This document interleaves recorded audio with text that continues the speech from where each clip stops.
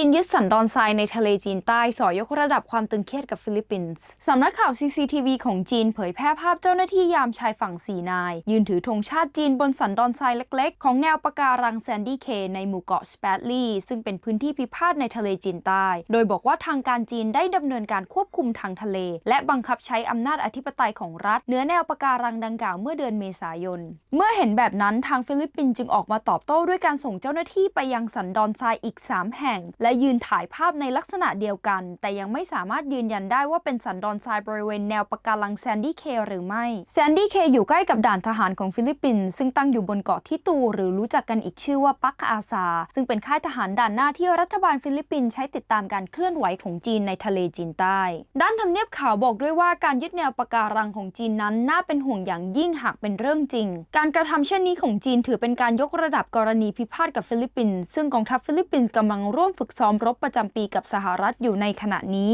ด้วยจำนวนกำลังพลของทั้ง2 ประเทศที่เข้าร่วมการฝึกซ้อมกว่า 17,000 คนรวมถึงยังมีการซ้อมยิงขีปนาวุธของนาวิกโยธินสหรัฐบริเวณชายฝั่งตอนเหนือของฟิลิปปินส์ด้วยทำให้จีนออกมาวิจารณ์ว่าการซ้อมรบดังกล่าวคือการยั่วยุขณะเดียวกันเจมส์ฮิววิตโฆษกสภาความมั่นคงแห่งชาติของสหรัฐให้ความเห็นกับ Financial Times ว่าการยึดครองสันดอนทรายขนาดเล็กของจีนคุกคามเสถียรภาพในภูมิภาคและละเมิดกฎหมายระหว่างประเทศโดยกล่าวว่ารัฐบาลสหรัฐกำลังปรึกษาหารือเรื่องนี้กับพันธมิตรอย่างใกล้ชิด